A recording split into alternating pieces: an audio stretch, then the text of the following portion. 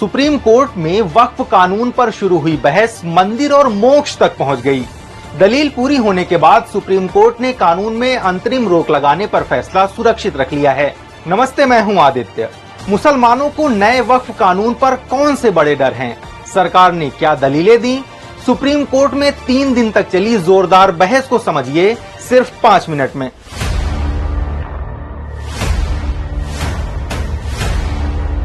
8 अप्रैल 2025 को सरकार ने नया वक्फ कानून लागू किया था। इसके खिलाफ सुप्रीम कोर्ट में कई याचिकाएं दाखिल की गईं।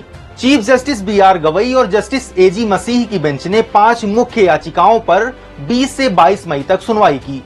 केंद्र सरकार की तरफ से सॉलिसिटर जनरल तुषार मेहता और याचिकाकर्ताओं की तरफ से कपिल सिब्बल जैसे वकील पैरवी कर रहे थे। अब वो मेन पॉइंट्स जानते हैं जिन पर मुस्लिम पक्ष और सरकार ने जोरदार बहस की। पहला, नए कानून में वक्फ बाय यूजर प्रावधान को हटा देना। वक्फ बाय यूजर का मतलब है कि अगर कोई जगह लंबे समय से मस्जिद या कब्रिस्तान जैसे काम के लिए इस्तेमाल हो रही है तो उसे बिना किसी दस्तावेज के भी वक्फ मान लिया जाता था। नए कानून में वक्फ बाय यूजर को हटाने का प्रावधान है, यानी अब बिना डीड के कोई भी प्रॉपर्टी वक्फ नहीं बनाई जा सकती।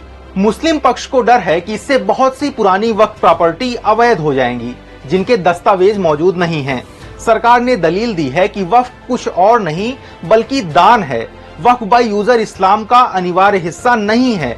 याचिकाकर्ताओं के वकील कपिल सिब्बल ने कहा कि वक्फ इस्लाम का अभिन्न हिस्सा है। दान एक समुदाय के लिए होता है, लेकिन वक्फ अल्लाह के प्रति समर्पित है, जो कि परलोक के लिए होता है। इस पर चीफ जस्टिस गवई ने कहा जैसे हिंदुओं में मोक्ष की अवधारणा है। केंद्र सरकार की दलील के विरोध में एडवोकेट राजीव धवन ने कहा कि वेदों के अनुसार मंदिर भी हिंदू धर्म का अनिवार्य हिस्सा नहीं है। अब दूसरा पॉइंट, वक्फ प्रॉपर्टी है या नहीं ये जिला कलेक्टर तय करेगा। वक्फ को किसी भी संपत्ति को अपनी संपत्ति घोषित करने का अधिकार था, लेकिन नए कानून में किसी विवादित प्रॉपर्टी पर जब तक डीएम अपनी रिपोर्ट नहीं दे देते उसे वक्फ की प्रॉपर्टी नहीं माना जाएगा। इस पर मुस्लिम पक्ष के वकील कपिल सिब्बल ने कहा, ये वक्फ संपत्तियों को हथियाने की कोशिश है।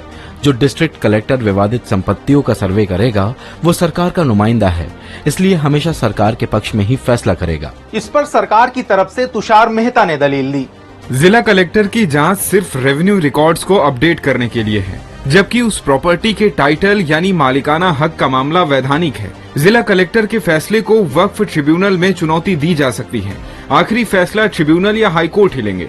अब तीसरा पॉइंट, वक्फ बोर्ड में गैर मुस्लिम सदस्य शामिल किए जाएंगे। नए कानून में वक्फ बोर्ड के स्ट्रक्चर में बदलाव किया गया है। अब बोर्ड में 2 महिला सदस्य, 2 गैर मुस्लिम सदस्य शामिल होंगे। साथ ही सेंट्रल वक्फ काउंसिल में